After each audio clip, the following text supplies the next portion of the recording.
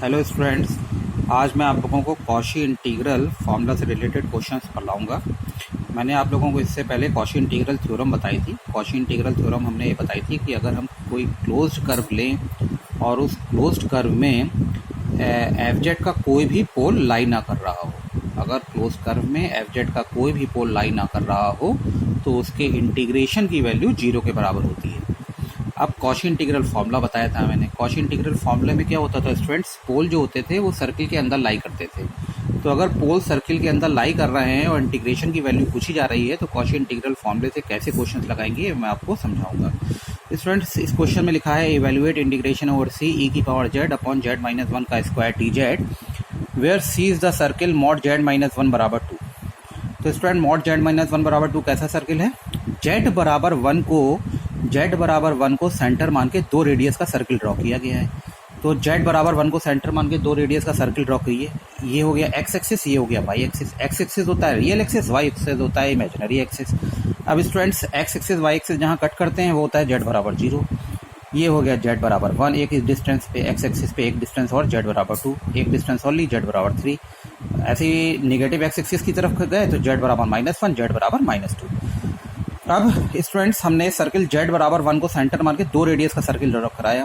तो जेड बराबर 1 से राइट हैंड साइड में 2 यूनिट होगी, जेड बराबर 3 को टच करता हुआ जाएगा, और जेड बराबर 1 से लेफ्ट हैंड साइड में जेड बराबर -1 को टच करता हुआ जाएगा 2 यूनिट पे। तो स्टूडेंट्स, अब हम इसके पोल निकालेंगे। स्टूडेंट्स, पोल निकालने के लिए हम क्या करते हैं, जिस फंक्शन को हम इंटीग्रेट कर रहे होते हैं उसके डिनोमिनेटर को 0 पुट कर देते हैं। तो यहाँ स्टूडेंट जेड -1 के स्क्वायर को 0 पुट कर दिया, तो स्टूडेंट जेड की वैल्यू हो गई 1 जेड -1 का स्क्वायर का मतलब स्टूडेंट्स ये हो गया कि जेड की वैल्यू हो गई 1, और ये जो पोल हो गया, ये जो पावर होती है, ये पोल का ऑर्डर कहलाता है। ये पावर 2 है, तो इसको हम बोलेंगे जेड बराबर 1 is a pole of order 2। अगर यहाँ जेड -1 की पावर 3 होता है तो हम बोलते हैं जेड बराबर 1 is a pole of order 3। तो अब स्टूडेंट्स ये देख लेंगे कि क्या जेड बराबर 1 इस पोल इसके अंदर लाई कर रहा है। तो हम देखेंगे जेड बराबर 1 जो पोल है वो इस क्लोज्ड कर्व के अंदर, क्लोज सर्किल के अंदर लाई कर रहा है। तो हम लिख देंगे हेयर पोल जेड बराबर 1 lies inside the circle mod z -1 बराबर 2। अब Cauchy integral formula for derivative के लिए लगा देंगे स्टूडेंट्स। तो हमने Cauchy integral formula for derivative बताया, integration over c f z upon z minus a का स्क्वायर डी जेड बराबर 2 पाई आई। अब हमने बताया था अगर जेड माइनस ए का स्क्वायर होगा तो 2 पाई आई, फिर एफ जेड को एक बार डिफरेंशिएट कर देंगे, f z d by d z at z बराबर ए।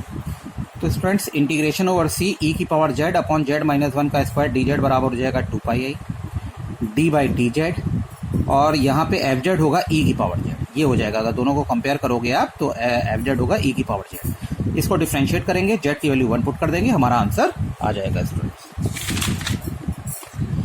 अब स्टूडेंट्स, ऐसे ये क्वेश्चन है evaluate integration over c e की पावर 2 जेड अपॉन जेड -1 का cube where c is the circle mod z -1 बराबर 2। तो स्टूडेंट, मॉड जेड -1 बराबर 2 भी सर्किल वही सर्किल है कि जेड बराबर 1 को सेंटर मान के 2 रेडियस का सर्किल ड्रॉ किया गया है।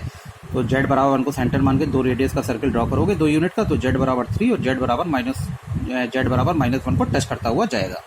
अब पोल के लिए डिनोमिनेटर को 0 पुट कर दिया, तो यहाँ जेड बराबर 1 पोल हो गया ऑर्डर 3 का स्टूडेंट्स, ऑर्डर 3 का पोल हो गया। तो जेड बराबर 1 इस सर्किल के अंदर लाई कर रहा है। तो कॉशी इंटीग्रल फार्मूला लगाएंगे स्टूडेंट। कॉशी इंटीग्रल फार्मूला का स्टेटमेंट ये है। तो अब स्टूडेंट्स, यहाँ पे 3 है, इंटीग्रेशन ओवर सी ई की पावर 2 जेड अपॉन जेड -1 का क्यूब डी जेड, मैंने लास्ट क्लास में बताया भी था आप लोगों को।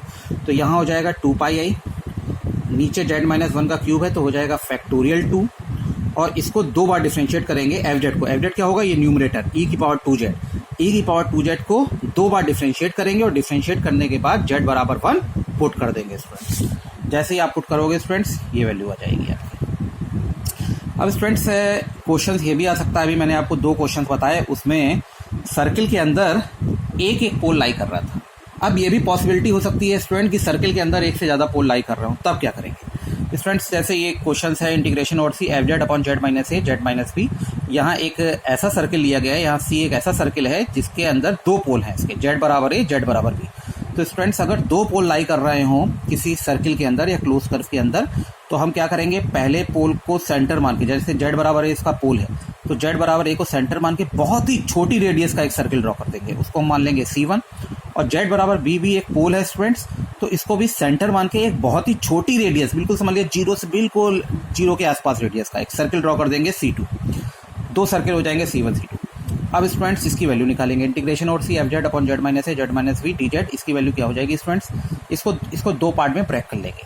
पहला इंटीग्रेशन में इसको C1 के अलाउंग करेंगे, प्लस दूसरा इंटीग्रेशन C2 के अलाउंग करेंगे। तो इसको दो पार्ट में हमने ब्रेक कर लिया इस इंटीग्रेशन को। पहला इंटीग्रेशन में जो सर्किल यूज़ किया गया है C1, इसमें Z बराबर A पोल है, तो ये देखिए हमने Z बराबर A को सर्किल कर दिया। और जो दूसरा सर्किल है C2, इसमें Z बराबर B पोल है, तो ये Z माइनस B फैक्टर के कारण हमको पोल मिल रहा है। अब स्टूडेंट्स हमने ये आपको पहले भी बता चुके हैं, जिस फैक्टर के कारण पोल मिलता है उसको डिनोमिनेटर बना लेते हैं। तो पहले इंटीग्रेशन C1 में Z माइनस A के कारण पोल मिल रहा है, इसलिए इसको डिनोमिनेटर बना लिया Z माइनस A, और Z माइनस B को इसको ऊपर लिख लिया, f z upon z minus b इस टाइप का लिख लिया। और दूसरे वाले पोल में students Z minus B denominator है, तो इसको Z माइनस B को डिनोमिनेटर में रखा और बाकी सारी चीज़ हमने हमारी न्यूमरेटर में चली गई। ये हम आपको लास्ट टर्म पे एक्सप्लेन कर चुके हैं। अब स्टूडेंट कॉची इंटीग्रल फॉर्मूला लगा दिया। पहले वाले सर्किल में स्टूडेंट्स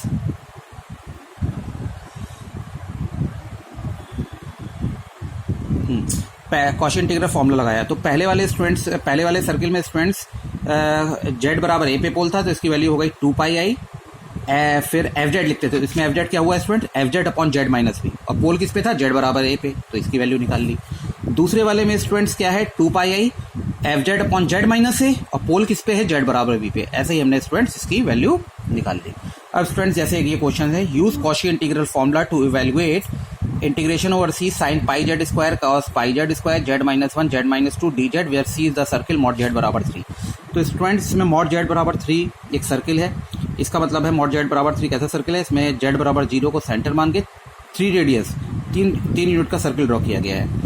तो हमने सर्किल ड्रॉ कर लिया, ये हो गया जेड बराबर 0, ये हो गया जेड बराबर 1, जेड बराबर 2, जेड बराबर 3। मतलब सर्किल हमारा अगर जेड बराबर 0 को सेंटर मान के 3 रेडियस का सर्किल ड्रॉ करोगे तो ये जेड बराबर 3 और जेड बराबर -3 को टच करता हुआ जाएगा। अब क्या करेंगे, पोल निकालेंगे स्टूडेंट्स। पोल के लिए जेड डिनोमिनेटर को 0 पुट कर देंगे, डिनोमिनेटर को 0 पुट करेंगे तो जेड बराबर 1 जेड बराबर 2 हो जाएगा स्टूडेंट। अब आप इस सर्किल के अंदर आप देखेंगे कि जेड बराबर 1 भी लाई कर रहा है और जेड बराबर 2 भी लाई कर रहा है स्टूडेंट्स। ये सर्किल के अंदर दोनों पोल स्टूडेंट्स लाई कर रहे हैं। तो स्टूडेंट्स आप क्या करोगे, क्योंकि दोनों इसके अंदर पोल लाई कर रहे हैं, तो अभी मैंने जो थ्योरम बताई थी उसी से आप सॉल्व कर लोगे। हम यहाँ लिखेंगे हियर बोथ पोल जेड बराबर 1 जेड बराबर 2 lies inside the circle mod z बराबर 3। तो इसको क्या करेंगे, क्योंकि दोनों पोल लाई कर रहे हैं तो सी को दो सर्किल में ब्रेक कर लेंगे, C1 और C2। C1 वाले सर्किल में जेड बराबर 1 पोल पे पोल होगा और C2 वाले सर्किल में जेड बराबर 2 पे पोल होगा। तो C1 वाले सर्किल में जेड माइनस 1 फैक्टर के कारण पोल मिल रहा है और C2 वाले सर्किल में जेड माइनस 2 के कारण पोल मिल रहा है। तो आप क्या करोगे, C1 वाले सर्किल में जेड माइनस 1 को डिनोमिनेटर बनाना और C2 वाले सर्किल में जेड माइनस 2 को डिनोमिनेटर बनाना। जैसे इसका मतलब है स्टूडेंट, इसको इस तरह से लिख लेंगे, C1 sign pi z square plus cos pi z square upon z minus 2 और डिनोमिनेटर बना दिया जेड माइनस 1 को student, plus integration over C2 sign pi z square plus cos pi z square upon z minus 1 z minus 2। मतलब C1 में Z minus 1 के कारण हमारा पोल मिल रहा था, इसलिए इसको डिनोमिनेटर बना दिया, और C2 सर्किल में जेड माइनस 2 पे पोल मिल रहा था, इसलिए इसको डिनोमिनेटर बना दिया। अब ये हमारा पूरा एफ जेड है, ये न्यूमरेटर। तो 2 पाई आई कॉची इंटीग्रल फॉर्मूला से 2 पाई आई इस पूरे न्यूमरेटर की वैल्यू किस पे, जेड बराबर 1 पे, ऐसे इस पे 2 पाई आई इस पूरे न्यूमरेटर की वैल्यू जेड बराबर 2 पे। स्टूडेंट्स हमने इसकी वैल्यू निकाल ली और हमारा 4 पाई आई आंसर आ गया। स्टूडेंट इसके बाद आप लोगों को मैं आप लोगों को रेसिड्यू पढ़ाऊंगा। स्टूडेंट्स रेसिड्यू क्या होता है ये थोड़ा सा मैं आपको बताने की कोशिश करूंगा।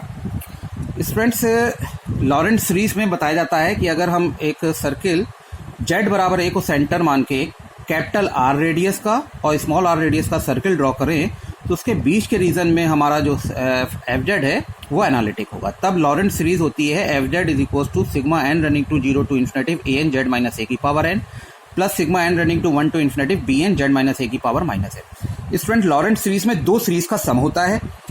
पहली सीरीज में जेड की जो पावर्स होंगी वो पॉजिटिव होंगी और जो दूसरी सीरीज में जेड की जो पावर्स होंगी वो निगेटिव होंगी।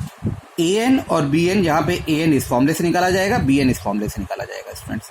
अब स्टूडेंट्स अगर हम यहाँ पे n की वैल्यू 1 पुट कर दें तो ये b1 आ जाएगा। b1 is equal to 1/2 pi integration over gamma f z d Z.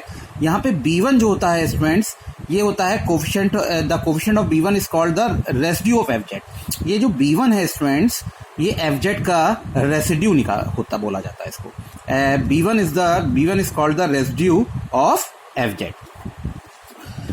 अब जैसे हम अब पोल किस पॉइंट पे है, यहाँ पे जेड बराबर ए पे स्टूडेंट्स पोल है, तो हम इसको बोलेंगे residue of f z at z बराबर a is equals to B1। Students residue निकालने के दो फॉर्मूले हैं, हर एक पोल पे हम रेसिड्यू निकालेंगे। Method of finding residue. Students पहला पॉइंट है if f z has a simple pole at z बराबर ए।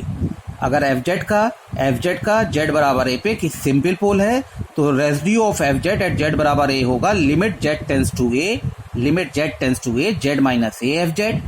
अगर f z has a pole at z is equals to a of order m, अगर f z का z बराबर a पे order m का pole है तब residue of f z at z बराबर ए होगा 1/फैक्टोरियल m minus 1 limit z tends to 0। और mth ऑर्डर का पोल है तो ये हो जाएगा m minus 1th order z minus a की power m f z. Students ये दोनों फॉर्मूले आपको बैठाने पड़ेंगे अपने माइंड में, इन दोनों फॉर्मूले से ही हम रेसिड्यू निकालेंगे। स्टूडेंट्स इसके बाद है Cauchy residue theorem. Cauchy residue theorem students ये कहती है कि एक क्लोज कर्व है और एक फंक्शन एफ जेड है। इस एफ जेड के Z1, Z2, Z3 at data dash Zn ये पोल हैं इस क्लोज कर्व के। तब आपसे कहा जाए integration over C f z d Z की वैल्यू बताओ, तो स्टूडेंट्स हम क्या करेंगे, हर एक पोल पे रेसिड्यू निकालेंगे। Z1 पोल पे R1 रेसिड्यू होगा, Z2 पोल पे R2 रेसिड्यू होगा, Z3 पोल पे R3 रेसिड्यू होगा, ऐसे स्टूडेंट्स Z डैश Zn पोल पे Rn रेसिड्यू होगा। हम स्टूडेंट्स अगर हमको integration over C f z d Z की वैल्यू निकालनी है कॉशी रेसिड्यू थ्योरम से, तो हर पोल पे रेसिड्यू निकाल लेंगे, उन सभी रेसिड्यू को ऐड कर लेंगे R1 plus R2 plus R3 data dash Rn और उनको 2πi से मल्टीप्लाई कर देंगे। तो स्टूडेंट कॉशी रेसिड्यू थ्योरम ये कहती है integration over C f z d z बराबर 2πi sum of the residue at the pole within C।